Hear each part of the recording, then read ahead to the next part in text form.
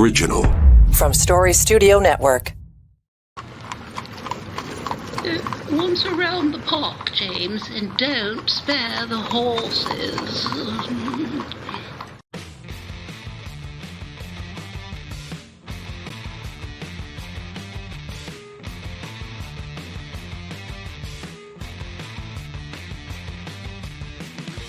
Yeah, I think it's disgraceful. You're trying to indoctrinate our kids. They should be in the classroom learning about reading, writing, spelling, arithmetic, the whole shebang. That's why today I'm announcing that our government is exploring the feasibility of a tunnel under the Highway 401. If you're healthy, get off your ASS and start working like everyone else is. We're an open book.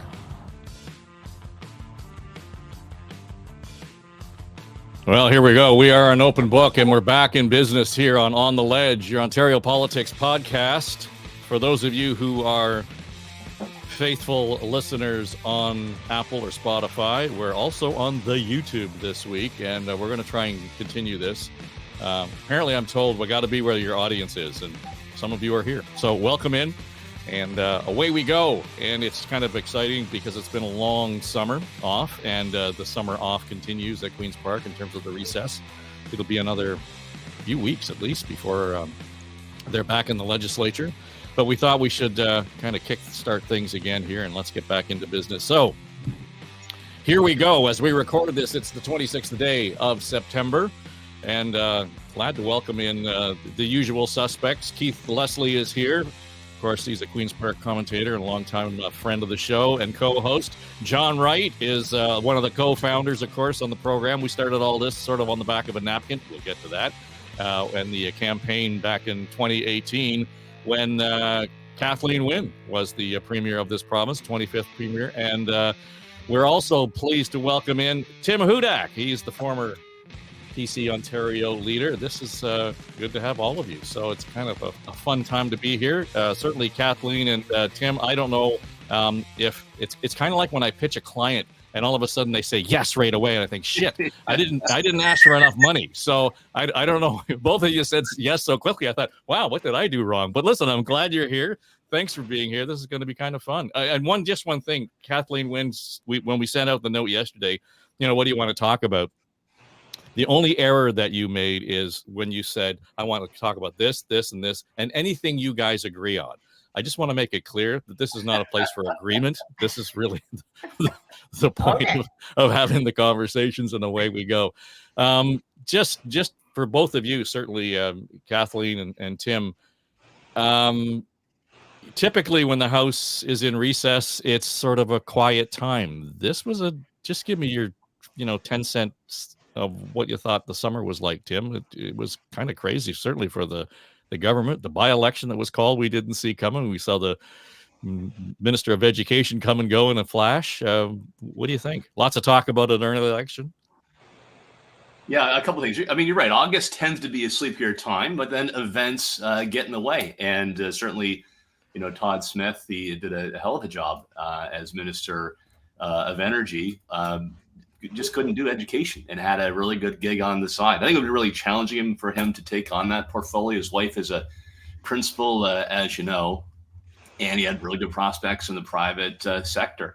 I do believe, though, Dave, that Premier Ford is seriously thinking about doing an election in 2025. And as Premier Wynne knows, and of course, Keith and John, veterans of politics, you set the stage for that. You start rolling out your plan. You start framing the kind of ballot question you want to have. And if I had to guess by some of the announcements through summer in September, a big part of that will be a continuation that Doug gets it done, that he's going to have an infrastructure plan that will, I think, put the other parties all on the opposite side.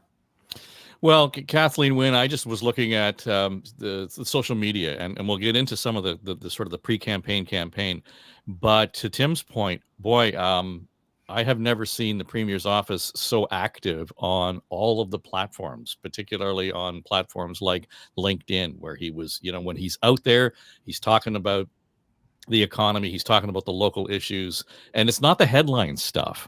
So to me, that was the real hint that we're really ramping things up, getting ready for a campaign. Yeah, and I think there are a couple of things going on, Dave. I think that the need to distract from some things, like the possible release of a report on the Greenbelt issue.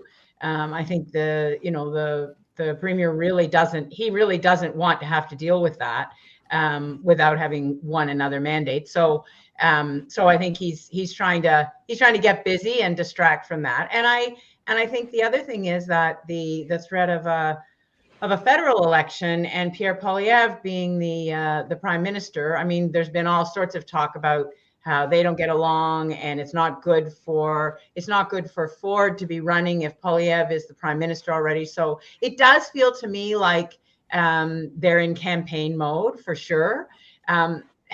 Because honestly, there hasn't been a whole lot of policy that this government has put forward in terms of vision for the province. And now, as it looks like we're in the run up to an election, there are all these announcements that are coming that make it feel like they have a plan. We can argue whether it is actually a plan or not. But the other thing that it's doing, Dave, is it's normalizing this notion of having an election a year earlier than he needs to. And I think at some point he's going to have to answer the question, why are you doing this? Why are you going into an election when you have another whole year that you could be governing with a majority parliament? So I think it's going to be an interesting session when they come back on October 21st. I think that's the date. Well, let's go to the pollster, John. I think your mic is muted. There you go. Does it matter? Are we actually talking about things that really matter around the kitchen table? Because that's kind of the pulse that you're taking. We keep seeing the poll after poll. Approval ratings are high. It doesn't seem to matter what happens. They're poised for another majority. Yeah, and I think the former premier indicated it was, he's going to have to answer at some point to this. What I find fascinating is that it's all very urban based. I mean, my wife comes from Eganville, which is in the Ottawa Valley, and certainly, talking about a tunnel is really not something for her, and bike lanes as well. So, I mean, the people in Pembroke and Ottawa Valley are not listening to this sort of stuff. So it's very urban based. The poll that I've just finished doing and released yesterday takes the sounding of 4 cities, Toronto, Calgary, Edmonton, and Vancouver, very in-depth polling for City News.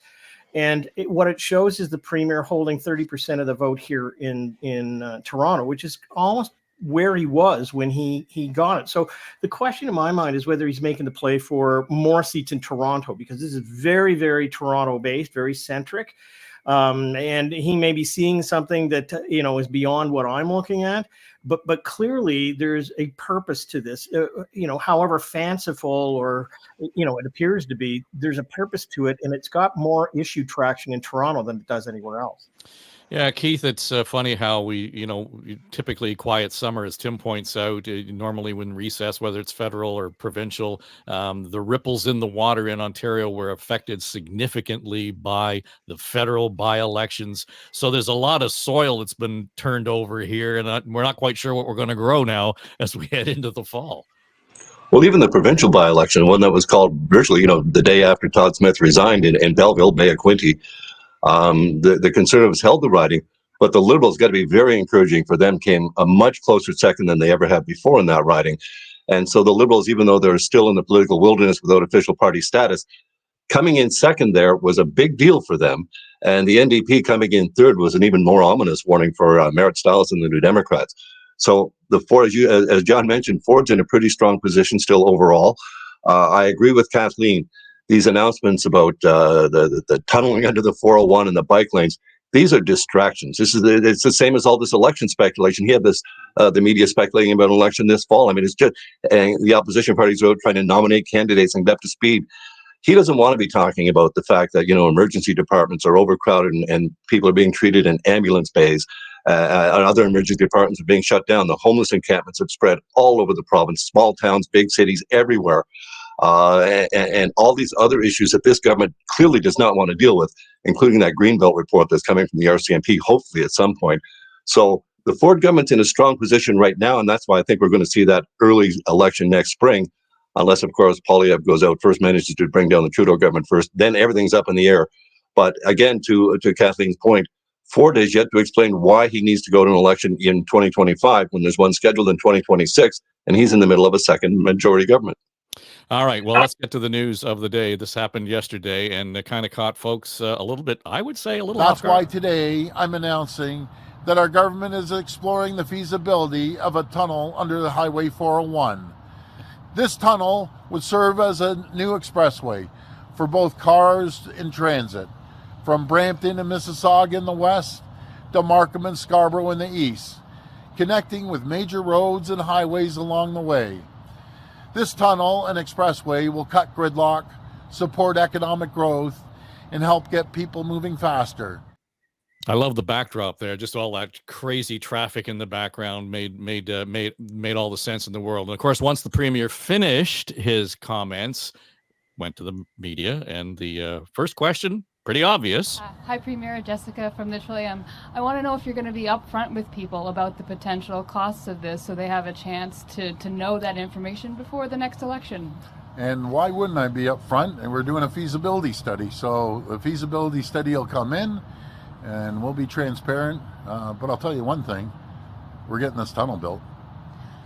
Okay, I ask why you wouldn't be because you haven't been with the 413 and other projects. If you're going to be upfront with that, will you tell us right now what the projected cost for the 413 project is going to be? Well, again, as we're moving forward and we're building the 413, we've been pretty transparent on cost, and I'll get the exact number for you. But we're an open book. We're an open book. Well, we'll wait to see on that. But I think, the question is obvious. We're kind of down the road now, Kathleen, in terms of what we're looking at vis-a-vis costs and price and feasibility and everything else. This is, good God, I heard this morning that maybe an alternative would be to bury the gardener. So you talk about distractions. This is where we're going on all of this. But the fact of the matter is, just doing the feasibility study doesn't mean we're ever going to do this. So, is this a master class in distraction, or is it just kind of one of those hopeful things that we can wave in front of folks and say, look, we're getting it done? Yeah, I do think it's a bright, shiny object. It's obviously got people talking. And to John's point, I actually think, John, this is a suburban play because downtown people, they're not happy with bike lanes being ripped up and being banned. They're not happy with more highways being built. They want a different kind of active transportation option, more transit and so on. So I think this is a suburban play. It was interesting, Dave. The traffic was the backdrop, but the traffic was moving. The traffic was moving quite well along the highway. So I think that this is a very unrealistic suggestion. Having been the Minister of Transportation, there's no shortage of bright ideas that can come out of the ministry. And interestingly, this premier canceled a plan that had a feasibility study done that did have a business case for high-speed rail to Waterloo. And that would have changed the dynamic, the relationship in the greater Toronto area as well. So I don't believe for a minute that this is going to happen. I think that it's a cracked scheme. I think there's lots that could be done on the 407. If the government really feels that they have the cash to do this, which is, $120 billion, who knows? I mean, you're saying we're down the road in terms of the details and so on. It's just the beginning of the conversation. And I think that, subsidizing trucks on the 407, that might be a much better way of alleviating congestion. So I think it's a bright, shiny object. And I think that it's, I don't believe that people will put up with that kind of disruption for a road that's just going to draw more cars. Well, Tim, the issue here, though, is congestion. And I think here's the problem I have with this entire discussion is that we look at it like, well, this is a dumb fucking idea. We're never going to get it done. That will be the commentary and the discussion. We're not going to get at the issue of congestion in the GTA and in downtown Toronto and all of these things. We're losing sight of that. I am in the total opposite other ledge from you folks on this issue. Deb Hutton, my wife, the News Talk 1010 afternoon host, sent this to me when it broke, and I literally leapt out of my seat. So I'd love to talk on the Wong side, why I think it is time for big bets in transportation. But I want to come back to the politics a little bit because I think you guys are way off on distraction. This is not a distraction. This is actually classic Ford in his most natural environment. He's probably wearing a construction hat. It really is the 413 debate writ large, right? Where he was on one side of an issue to build a new highway, which is needed. But on the politics side, that really helped swing votes in the Western GTA all the way through York region. This is the next big thing that will hit on what's on the minds of a lot of people in that voter universe in the GTA around actually saving time, getting home earlier, the need to actually do something big on infrastructure. This is clearly, I think, going to be a major plank of where Ford wants to go, and it nicely differentiates the PC party from the rest. Not a distraction. This is a big thing, and he's sincere about it. But then why aren't we talking about the idea of using or better using the 407? And to all due respect to the Premier, it is not at near capacity. I use it 4 times a month, and it's wide open. And people are bombing along there at 135 clicks, and there's nobody in their way. Yeah, so I'll put the wonk hat on a little bit too. My second point on why it's not a distraction is, I mean, Premier Ford, you are where you come from in politics, right? And so as a Toronto guy, I got very close to being mayor. You know, anything around Toronto, which I think explains the bike lanes issue and not taking out more roadways, really runs through, you know, his roots and how he thinks. With respect to the policy side, I think you should look at the whole gamut. One of the things I had talked about when I was PC leader was uploading the Gardiner and uploading the Don Valley Parkway. Keith, remember this? There was one time a proposal came forward to Premier Harris and then went to Mel Lastman, then City of Toronto mayor, to actually double deck the Don Valley. It was one of those big bets. The mayor didn't want to do it, so it faded into the background. I think you should look at the gamut. I don't know if the statute of limitations has expired on the Allen and actually burying that and taking it down towards the Gardiner. I think there is a strong case to be made to examine whether the Gardiner should go underground like Boston did, which now looks beautiful on the top, gives you plenty of capacity to build homes people can actually afford and save commuters time. I think you should, the 407 idea, look at them all across the board, see how they weigh. But I do believe, just like we saw decades ago with Leslie Frost, it's time for a big bet on transportation infrastructure to include subways, rail, and burying some of our highways. Well, I know congestion in Antigonish is a real problem for you, Keith, but you know, and what we have in Toronto doesn't compare. But it just, you know, when you watch all of this kind of play out, that is this a problem too big to get our arms around? Not really. I mean, something has to be done. Congestion is clearly an issue. These particular projects, though, especially about tunneling under, burying the Gardiner and tunneling under the 401. I was in Toronto this summer when the heavy rains hit, you know, a month's worth in a couple hours. There were waves lapping up against cars on the Lakeshore Boulevard. The 401, the day of the King's Stake, is it? The big race? They had to cancel the race. There was flooding everywhere. All the 401 ramps were flooded. How are we going to be tunneling up there? And we don't have enough drainage right now to handle this situation.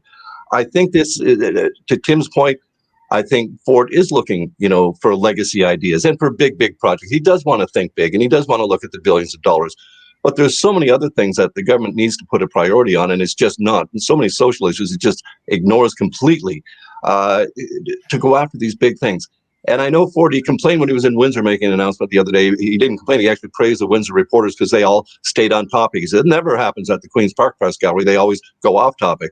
But when he did the tunnel under the 401 announcement yesterday, every question was on topic, but there were no answers, particularly the cost. I mean, even in the feasibility, well, we're doing a feasibility study, but we're going to get this done regardless of what the feasibility study says, is basically what he's doing. So we don't even have a cost on the feasibility study. We still have no cost on the 413. We have no idea of the details or the cost of the 95-year lease for Therme on the Toronto waterfront at the Ontario Place site. So this open book Premier has really got to start opening the books if he wants to get people on side with a lot of these things. Otherwise, it just comes back to that same opposition criticism that he's looking out for the big developers and the big people and not really caring so much about the little guy, while speaking a lot about, you know, going to help commuters. But even the 413, the studies that show what's it going to save? 3 to 6 minutes on an average commute is just not necessary. I know it's not part of the war on cars, so he wants to position himself on the other side of the war on cars that he sees coming from Toronto, and it might help him with some Toronto and 905 votes. But I think he's on the wrong side of this.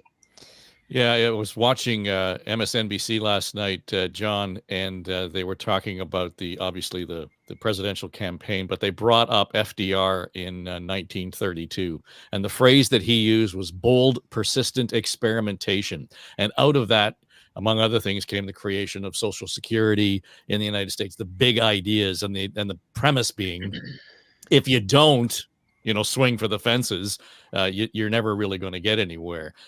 And we kind of feel like, especially coming out of the pandemic, you've talked about the reckoning, in the last 2 or 3 years that we're going to have to face. It seems to me that we're at a place where we need to swing for the fences. So to Tim's point, I give the Premier credit for, batter up. Well, I'm more to Tim's side. I was just talking about the polling because it's maybe 30% in Toronto, but it is 40% province wide. So he's pretty well got what he had when he came to the premiership first round.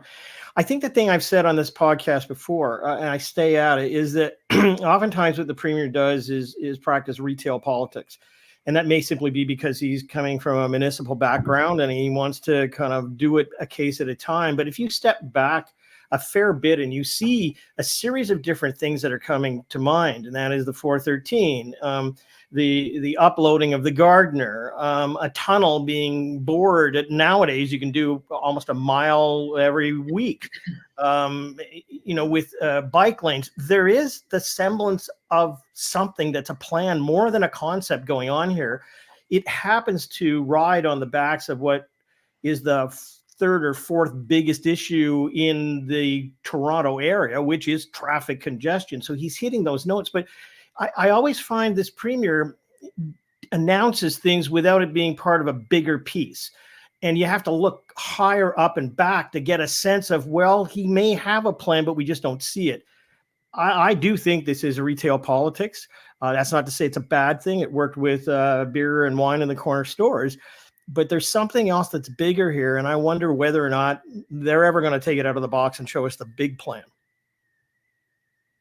When we start to look at how this is playing out, it'll be interesting to see how this gets stick handled, because to the point of it being a distraction, so to speak, the immediate out of the box was, we're kind of getting a head shake, and this is like from Matt Gurney over at TVO was commenting on it. But I giggled last night. We all know Scott Reed, and his tweet was, if we can build a tunnel under the 401, surely we can dig a little deeper and add a spa and a Ferris wheel down there. So there's going to be that level of discussion, I think, as we kind of move it forward. But a lot of this, to John's point around retail politics, is really interesting. And I think that's where we go with the school board story, because this morning, as we record, the report out of the Toronto District School Board is that they're not going to have any more field trips, because it ended up that some kids in Toronto ended up at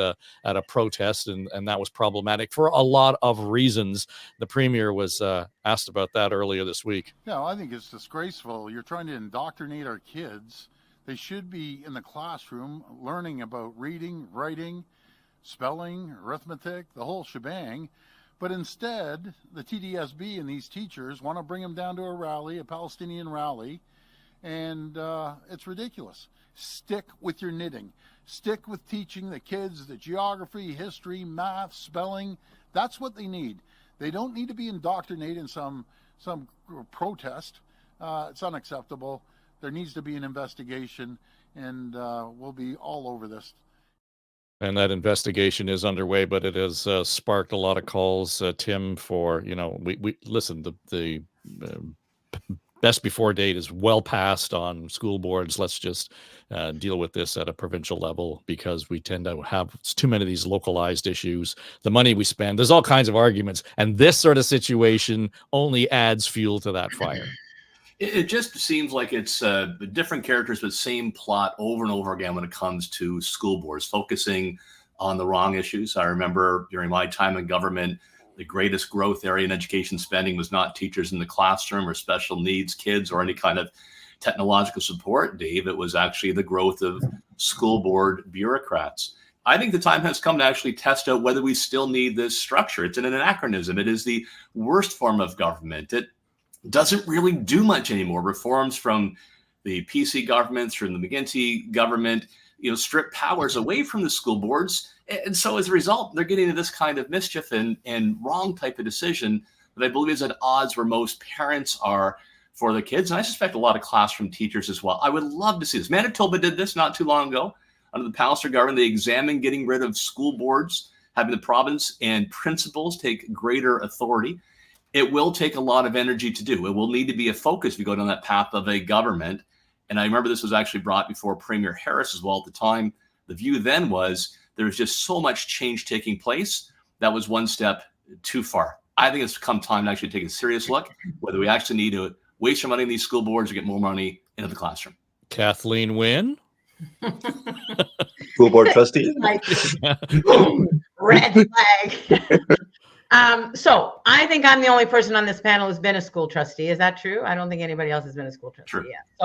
So I will just say that, under the Harris government, and Tim, I always say to young people, Mike Harris made me. I would never have been in provincial politics if it hadn't been for Mike Harris, because he did all the things you said. He debilitated school boards. He took money out of education, all of those things that made a provincial activist out of me. So here's the thing. It has been done in other provinces, as you say. I think it was Nova Scotia.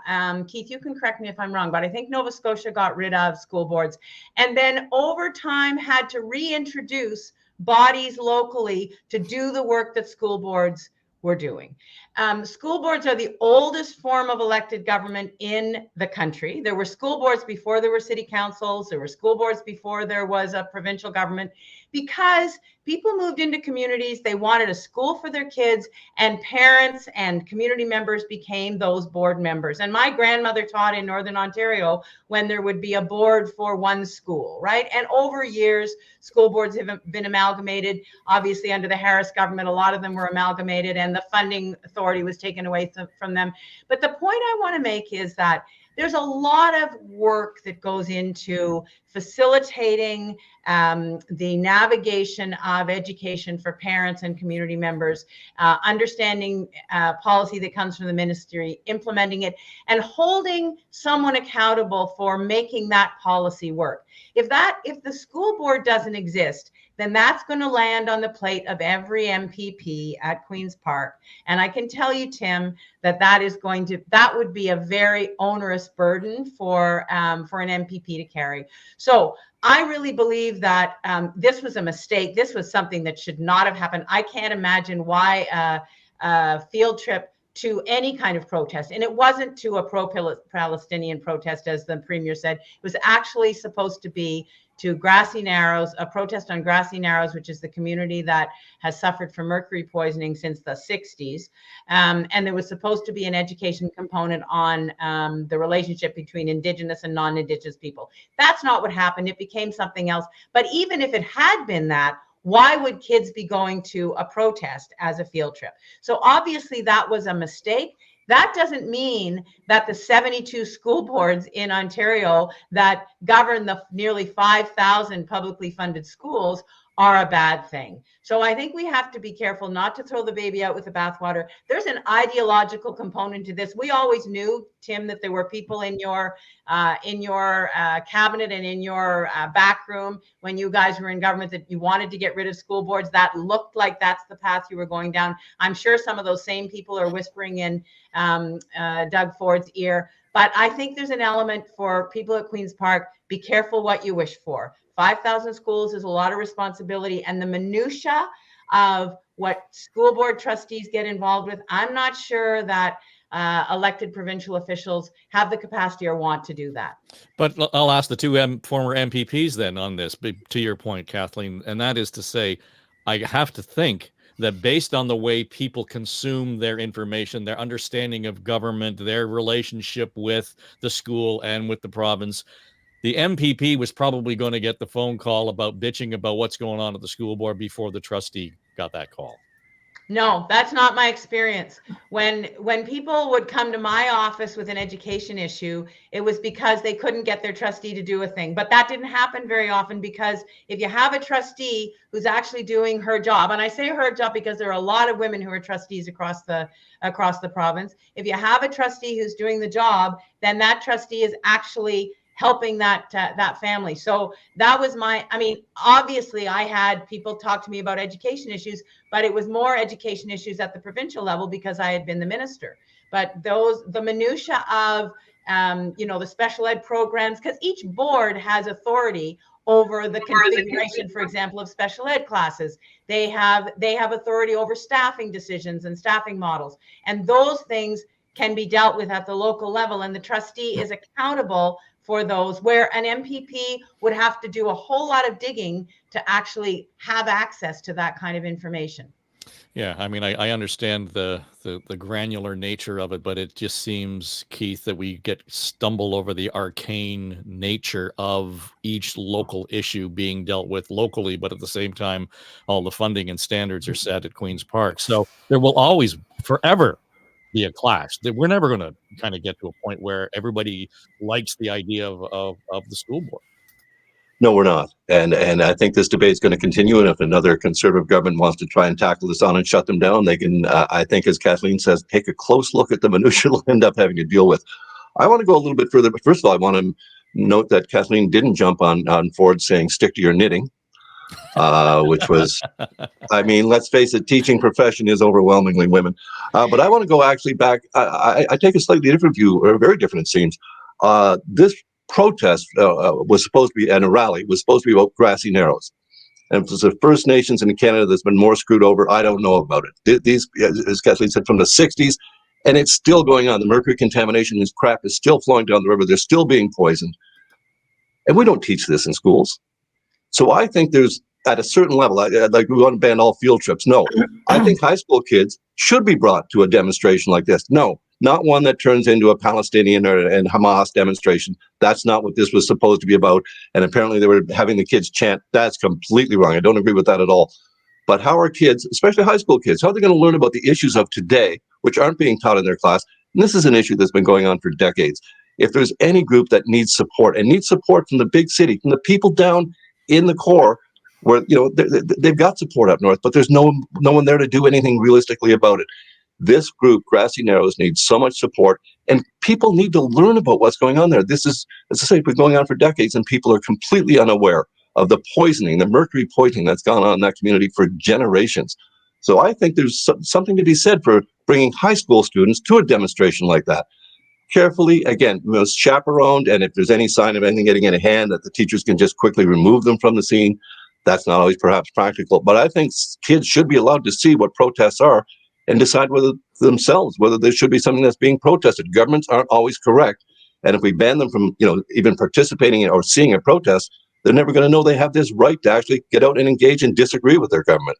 Yeah, most of those First Nations, John, I've heard them referred to as just flyover zones for the most part. We've talked about the suburban and the urban issues in Ontario and across this country. But boy, when you start talking about Indigenous and First Nations communities, they suffer because of willful ignorance in many respects. So to Keith's point, yes, we probably should be paying more attention to that. We're coming up to the National Day of Reconciliation at the end of the month. This could have been a good thing. Well, I don't know. I mean, I've got two kids who have gone through the school system and just graduated. The last one just graduated from university. So I haven't got a stake in it, except the personal experience that if my kids had been taken to any protest, I would have asked what the heck is going on here. I mean, you can sit in a classroom, you can have field trips to other things, but going to a protest, unless you're trying to learn the tactical elements of civics and how you participate in society through peaceful or agitated protest, I don't know why they're there. The second thing is to go back a little bit to this, and I don't get involved in politics very much because I'm supposed to be kind of neutral in all of this. But in 1990, I was living in East York, and Dave Johnson was the mayor of East York at the time. And I remember standing in July of that year and hearing at the Canada Day celebration that the East York trustees had increased their salaries behind closed doors of 37%.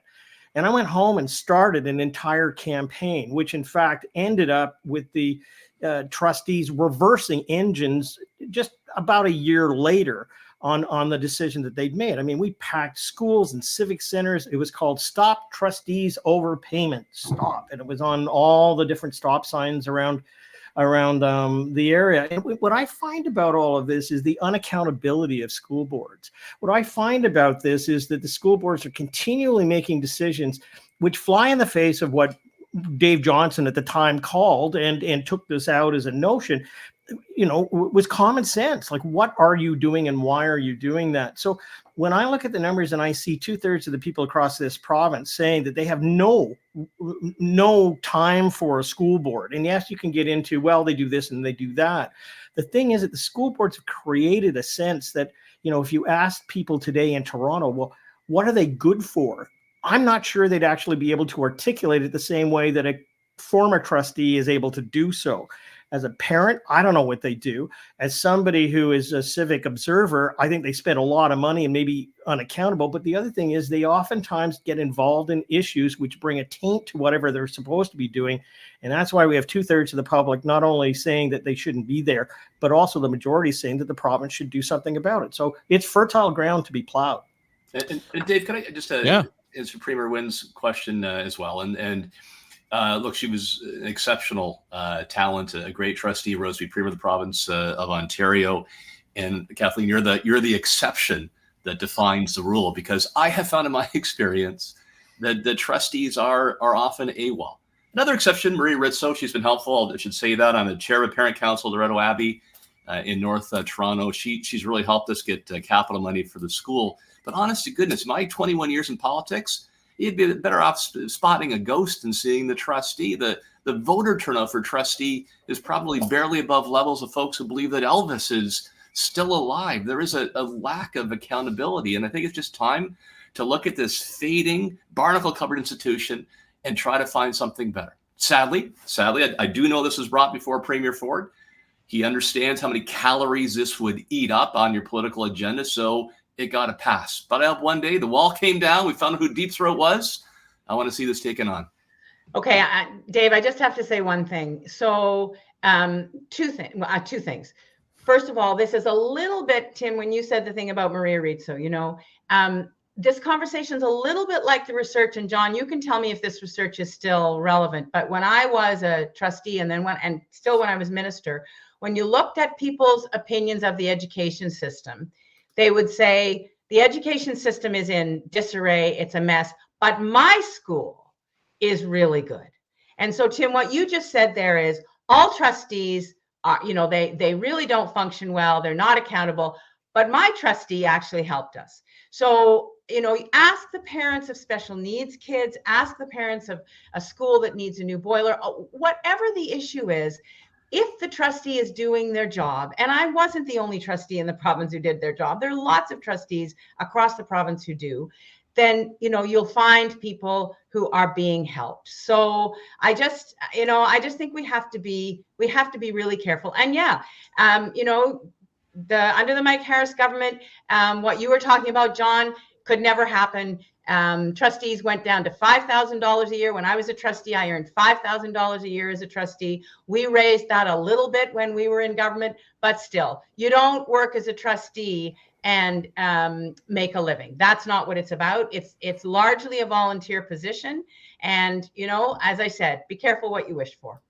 But my supplemental, Mr. Speaker, on this, I've worked with a ton of trustees, right? 21 years there in across Niagara, and I can name two that I would actually vote for. I'd vote for Kathleen and I'd vote for Maria, and that's it. I would have much more faith in empowering the principal, empowering parents, and having the MPP take some responsibility. They're far more active than the general class of trustees. We've got about 10 minutes here, so I do want to get to the comments about the encampments. But Keith, you brought up the point earlier this month, the constitutional challenge to Bill 7, and we've talked a lot about this in terms of what folks who are in long-term care, or rather being moved to long-term care, beyond their consent. That is to say, outside of their city, and if they don't move, they're being fined. I'm not sure where this is going to go. Not to be glib, but a lot of the folks who are sort of subject to this will effectively, let's use the phrase, age out of this by the time it actually goes through the courts.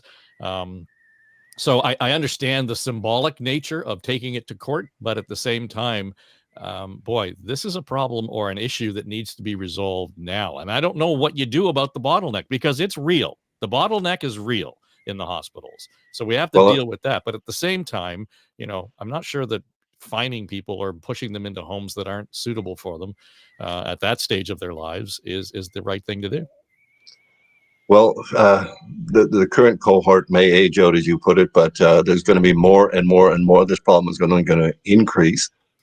The Premier said, how can anyone be so heartless as to drop their parents off at the hospital and not take them back home? Well, when my mom was going through the early stages of Alzheimer's, when we were able to care for her, and then when it reached a level where we couldn't care for her anymore, and we didn't know what to do, and the Alzheimer's Society told us, well, when you're having a really bad episode, call an ambulance, they'll take her to the hospital, and then you refuse to take her home. That's how it happens. That's how you end up as an alternative level of care patient in a hospital bed when you really need to be somewhere else. Often they will get treated, they need a little bit of treatment for whatever they're going through at that time, whatever episode is. But then they end up staying 6, 8 months, maybe longer. That's a real problem for hospitals. It backs the system up right up to the emergency department. But this law, where we're fining them up to $400 a day, right now seniors have a choice of 3 nursing homes or long-term care centers that they can list for. Right now, if you don't get your first choice, you wait and get to the second. This is none of your choices. This could be to a community outside where you are, more than 100, 200 kilometers away. And all of a sudden, people, even in nursing homes, people need family support. The more family support, the better their experience in nursing homes. The further away you are from your family, the less family support you're going to get. And every nursing home worker and personal support worker and nurse in those homes will tell you the families provide a huge amount of care, and without them, they'd be even worse situations. So finding people is not the answer. There needs to be more beds. Obviously, we need to have more nurses. We need all of this. The whole system is crunched. But finding people when they're put in this situation and then trying to put them into a home that's literally too far for their family to visit them on a daily or weekly basis, it's inhumane. And we need to have more hospital beds. We need to have more nurses. I mean, there's all these things we've tried out. There was one report today, depending on what province you're in, between 25 and 45% of nurses quit the profession by the age of 35. There's an issue there that needs to be addressed. All of this needs to come together. It's obviously all in one healthcare system, but this is just tragic. And forcing people into homes or finding them tens of thousands of dollars is inhumane. John, you're the demographics guy, and I've heard you often talk about the crunch that we're going to face in the next 15 years. So there's no turning this back in terms of how we're going to fix it. And I'm not sure that this approach is the fix that we need, or it's certainly not even a short-term solution to a long-term problem. Yeah, I made my first presentation on this at the Empire Club in 2012, and it basically said, look, the sidecar of polling is demographics, and demographics don't lie. You can see them in a straight line going up, and you know where this is going to go. I mean, it doesn't take a committee to decide whether this is going to have a big impact. By 2036, the entire healthcare system is going to sag massively. By about 2041, the pressure is going to be off the system because people like me will probably not be around. The issue that I find here is a little more arcane, and that has to do with the lawsuit itself. I listened to some of the arguments the other day, and one of them was, well, why are you just picking on elderly people? Why is it just them? You're putting them out to some other community. And to Keith's point, how do they get looked after? We have a crisis on our hands, not just in terms of affordable housing, but in terms of where you're going to put 20,000 people who are on a waiting list to go somewhere. This is going to become a very, very acute problem. And what I find is that a lot of these cases end up in court, and they do have outcomes, but they're years down the line, and maybe we can wait for that. somebody's going to make some decisions in a courtroom, much like the Supreme Court has on many other decisions, as to whose rights are going to be looked after and whose responsibility is to do these sort of things. What I would posit is that I think it's up to governments, instead of having, somebody who's a figurehead for seniors care, or a health minister that doesn't seem to be dealing with long-term care very much, is that there be some kind of a plan to deal with this. I don't want to be the process guy on this panel, but what I find about this government in particular is it just kind of goes, it's game. We're back to retail. You're bed blocking, out of here, and too bad, it's going to be 130 kilometers from where you are. That's not going to solve anything, because we have two problems. First is we don't have enough room for people to get in who've had a heart attack and need that bed, but we also don't have any space for these people to go. I think we're just on the verge of a massive crisis. Give it another 3 or 4 years, and people are going to be not just aging out, but they're going to have to be aging in somewhere. And I don't know who's going to bring, the shovel to put in the ground to help them get that kind of help. I just want to get to the question around the homeless encampments, because that came up this week based on a conversation or a presentation that the Premier was making earlier about infrastructure, and was asked, what should we do at a municipal level, and kind of to the point around school boards. Everything is granular at that level, because the municipalities are the ones that bear the brunt and the cost and everything else of dealing with the encampments. And certainly we've had it here in Toronto, but you can go to any community across the country. I spent a good deal of time in Peterborough. You're seeing all of it in smaller communities where you didn't see it before. So he was on script in terms of saying, we're trying to deal with this at a municipal level. But then, he kind of just ripped the Band-Aid and said, actually told us what he was thinking. Do you know what the best way to get people be able to get out of the encampments, get out of homeless? Get an application and drop it off one of these companies and start working. You need to start working if you're healthy. Bottom line, if you're unhealthy, I'll take care of you the rest of my life. Your life will take care of you. But if you're healthy, get off your ASS and start working like everyone else is. Very simple. And some applause there at the end of that. And I'll just say, I was talking to my mom yesterday, and I always know I'm being set up when Mom says, "So did you hear the Premier?" And she'll give the line, and she said, "I really want to know what you think about this." And she cited this comment, right? And I just a note to Premier Ford. I know you've got elected officials in your cabinet, but I also know you can appoint unelected officials to your cabinet. Mom would be a good front bencher for you. And I would say that whether it was Premier Wynne or Premier Ford, because Mom gets to the point. On the one hand, she agrees with the Premier, and it says, and she will cite a lot of anecdotal examples that she knows in her world of people who are just, fucking the dog, and they're going to sit around and not do anything, and they're going to take advantage of a system. And I think that's a legitimate argument to some degree. It's anecdotal. But at the same time, where we hear the Premier talk about, these people in the encampments can get a resume and go get a job at a construction company, I'm pretty sure they're not equipped to do that either. So we're really mixing up the issues here. On the other hand, my mom will say, but I'll be the first one to do the food drive, and I'll go and get the clothing drive, and I'll go and take care of the folks who need to be taken care of in the community. So somewhere in between there, Tim, we need to kind of look at these issues in a more of a realistic and a holistic way. I understand the sentiment from the Premier, but I think he did a disservice to the municipalities that are trying to cope with these issues, because it's not as simple as just saying, get a bloody job. I hear it in a different way. I think when we see Premier Ford speak from the heart and on principle, I think that actually connects.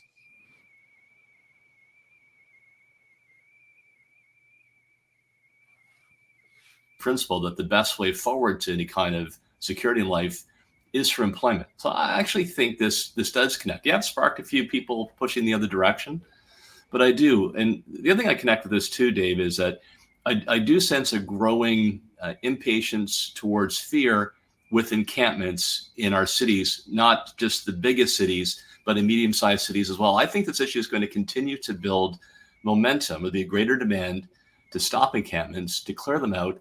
And I bet, like we're seeing in the election in British Columbia, this is then going to trip across that line of forced treatment of individuals. I think Ford is connecting on both those principles, and I think it resonates with a lot of people. Yeah, and I don't disagree, Kathleen, that in fact there are people who are saying, listen, we can't have this, and there's an emotional, visceral reaction in my local neighborhood where I never had this before, and all of a sudden I'm seeing, tents in the ravine or whatever it may be. I get that. But at the same time, clearing out the encampment is not solving the problem, similar to finding people who aren't moving on to a long-term care home. It is about poverty. It's about making sure that we raise people out of poverty. You and I have talked about this before. Poverty costs Ontario $30 billion, and that's a pre-pandemic number annually. So surely there's a way of finding, solutions with that money, as opposed to it only being about get a bloody job. I think you're muted. There you go. Yeah.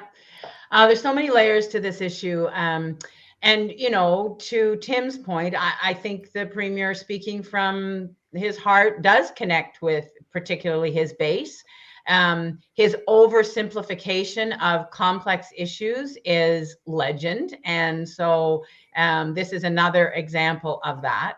When we were in government, we were trying to find a different way of working on reducing poverty. The basic income pilot was demonstrating that if people had just a little bit more money, we saw people doing exactly what the Premier is talking about. We saw people going into the workforce because they had the clothes that they needed, because they could put their vehicle back on the road, because they could get the services that they needed. So I think that this is just such an oversimplification of the issue. I think it is,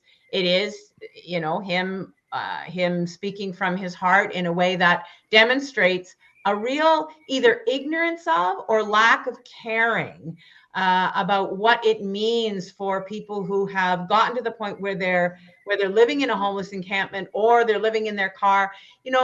To that point, there are people who are using the food banks, who are living in their cars, who do have jobs. They already have jobs. And so what does that say about, the wage structure in our cities and in our province? So, I think that there are a whole bunch of solutions that this Premier has not been willing to look at. And it's easier to stand at a mic and blame people than it is to actually look at how we might support them. At the same time, he's shutting down safe consumption sites. So he's not using evidence to actually develop policies that are going to work to resolve the issues that he ostensibly is trying to resolve. So that for me is the frustration. If you want to shoot your mouth off at a mic, then tell me what your plan is to actually make that assertion that you are putting forward a reality. Well, if I could, to Kathleen's point about the universal basic income, I watched your speech at St. Francis Xavier University this year, and you talked about how you had that pilot project going, the universal basic income, and then when you couldn't get any help from the federal government, but when COVID hit, boom, $2,000 checks for everybody. Yeah. Would that have not supplemented and really proven a universal basic income program can work and stop these encampments, stop this homeless trend in its tracks? As you say, for a lot of people, it's just a matter of getting back on their feet. That kind of income can give them enough room to either get a nanny for the kid or get, as you say, the clothes to go to work, whatever. Give them that breathing room. It seemed to be working. And as I recall, this Premier promised not to cancel the universal basic income in his 2018 election campaign, but went ahead and canceled it anyway. Well, and it gets at the heart of the matter, John, I think, in terms of, it's such a big issue. We're back to the idea of too hard to get your arms around from that perspective. Having said that, I find it hard to believe that the Premier doesn't care about the people who are living in poverty or people who are living in the encampment. But if retail politics is your play, that isn't the playbook we need to solve these problems.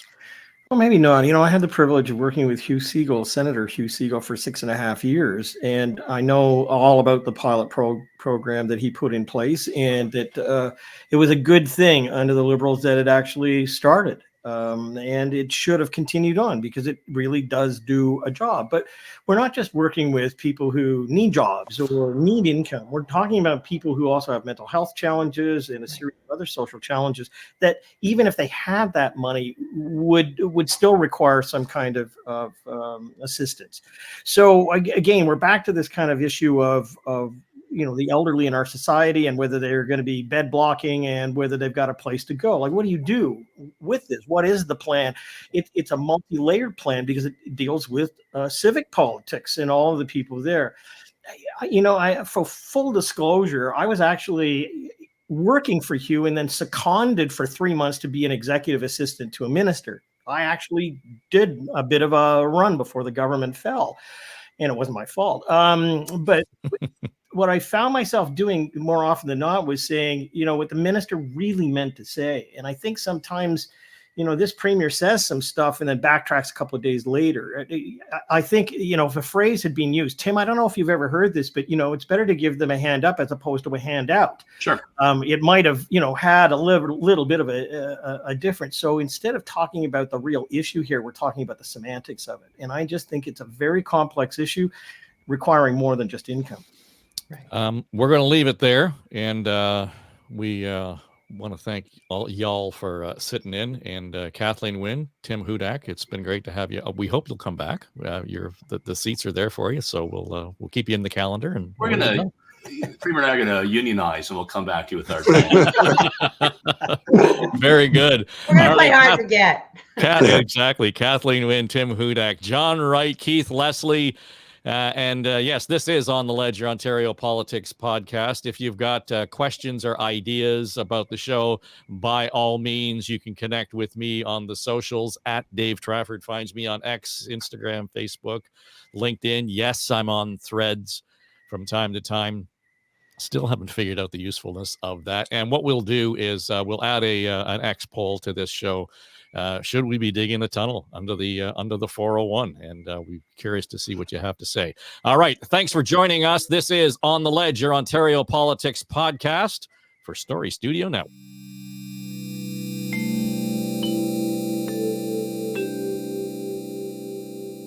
This is SSN. Story Studio Network.